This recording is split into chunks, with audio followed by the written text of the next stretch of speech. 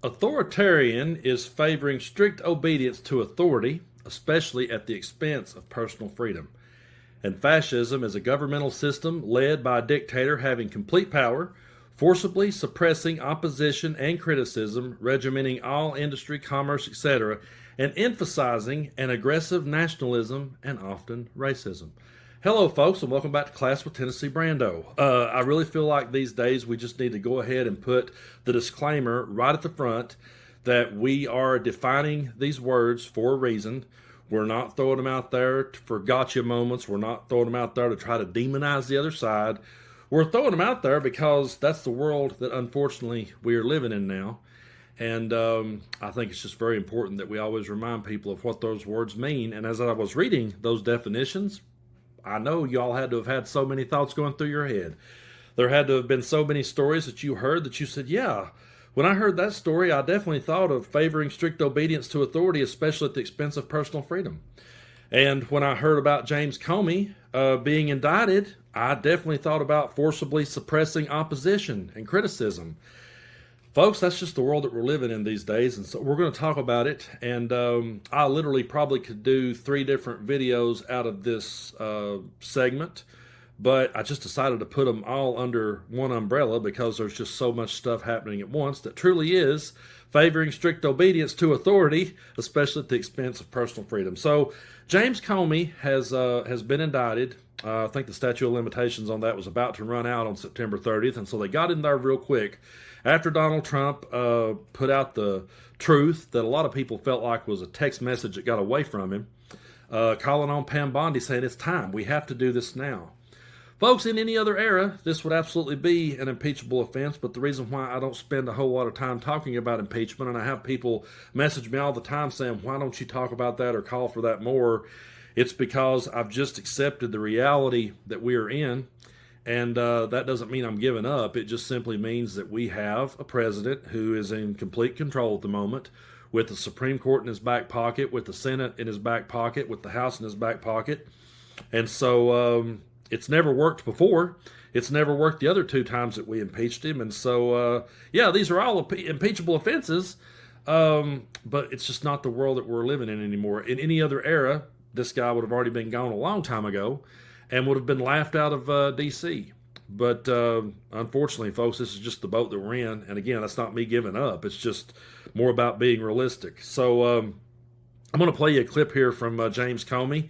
And then we're going to talk more about what these words, authoritarian and fascism, truly mean.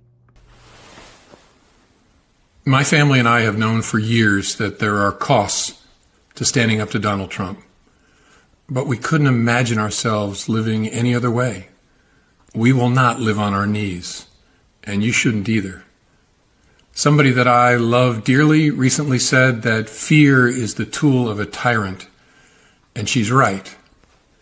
But I'm not afraid, and I hope you're not either. I hope instead you are engaged, you are paying attention, and you will vote like your beloved country depends upon it, which it does. My heart is broken for the Department of Justice, but I have great confidence in the federal judicial system, and I'm innocent. So let's have a trial and keep the faith.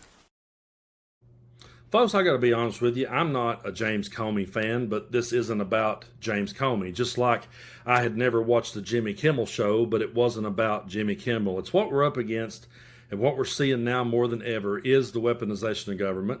And we all tried to warn everyone so hard that this is what was going to happen if Donald Trump got reelected, because he was making it very clear on the campaign trail that he had every intention of getting even with everyone who he felt along the way wronged him.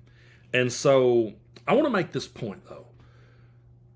There's a lot of people like, well, yeah, they did it to him. Now he's doing it back. What's the difference? Well, the difference is he was being held accountable for the things that we had saw him do right out in the open.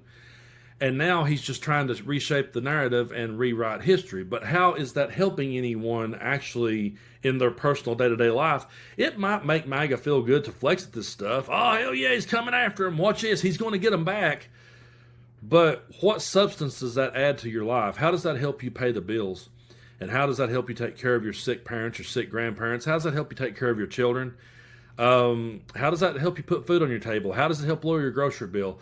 We get caught up in talking about this stuff, and if we're just sitting back, if that's all we're going to be doing for the next 3 years, which I pretty much can tell you that's what it's going to be, is just him going after political opponents. He truly has turned this country into a game show because everybody's sitting back now, on the MAGA side looking at it going, rah, rah, rah, yay, go after all these people, get them off the show, make sure you kick them off the show, and they're not awake to the reality of everything that's going on around them. And so I just don't understand what this actually does. If I would never be of the MAGA mindset, and I can't imagine how I would even be over there, but I would eventually start to ask myself, what is this doing for me? Because I promise you that their lives has not gotten better since Donald Trump took office. They're just angry now at people, and they're getting to feel like they're getting some revenge on some people that pissed them off a couple of times. But what good is it actually doing to their life? And he's also talking about investigating George Soros, and I'm sure that'll make everybody flex. Hell yeah, man, let's go after Soros. They couldn't pick Soros out of a lineup of people. They've never probably even seen the guy. They don't know nothing about him. If you knocked on the door and asked for directions, they probably don't know who the hell he was. He's just somebody that they've used over the years as a boogeyman. But they'll say, oh, he donated to Democrats. Well, it's not against the law.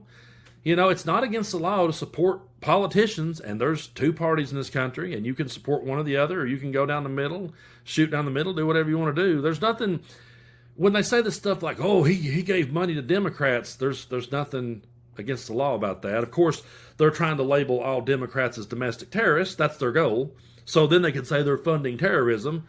Meanwhile, they're the very people who funded the January 6th insurrectionists.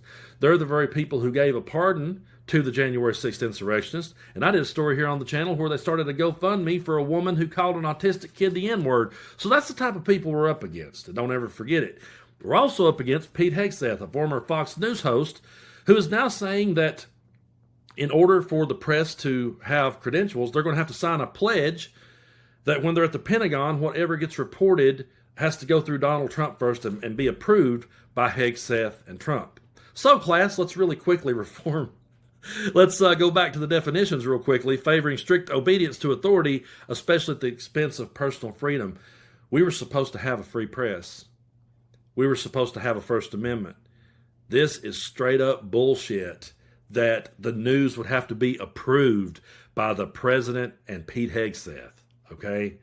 And I would say that regardless, if there was a Democratic president that was saying, hey, you're going to have to run that news past me before you tell everybody, you're going to have to get my stamp of approval, I promise you, I'd be sitting right here in this chair reciting those same definitions because they're not Democrat, they're not Republican.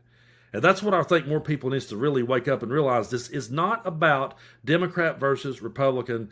This is about right versus wrong.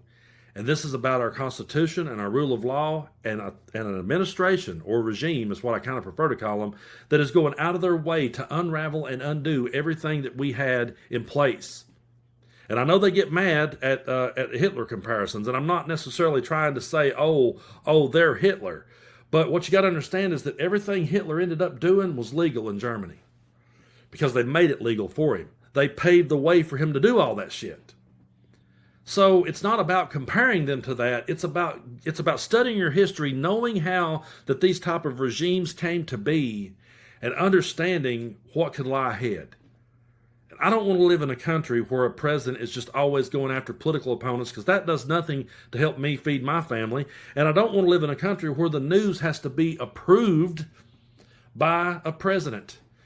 And I don't want to live in a country where, you're not allowed to donate to political parties, or certain political parties gets labeled domestic terrorist just because of the acts of a few people who we'll never know the straight story to. I'm going to talk more on that stuff later, but how are we ever going to take anything Kash, Patel, and Dan Bongino says, two podcast hosts that's now running the FBI? I mean, we're in a world now, folks, that we should have never been in, and we tried to warn everybody, and people just thought we were being hyperbolic and trying to stir the pot. No, it's not about that. And it's not about Democrat versus Republican. In my mind, when I sit down in this chair, yeah, I've voted Democrat my entire life. I'm not ashamed of doing so.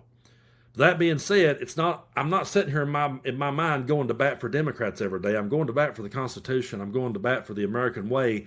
And this ain't it. And that's what we have to keep our focus on. But folks, I want to thank you so much for supporting what it is that I do as we cruise toward 1 million subscribers. I do believe we'll get there soon. So if you haven't already, be sure and hit that button, and we will continue to stay focused in class. Don't fall asleep in class, folks. Do not fall asleep in class, because we're in a completely different lesson now. And unfortunately, we're learning that one the hard way.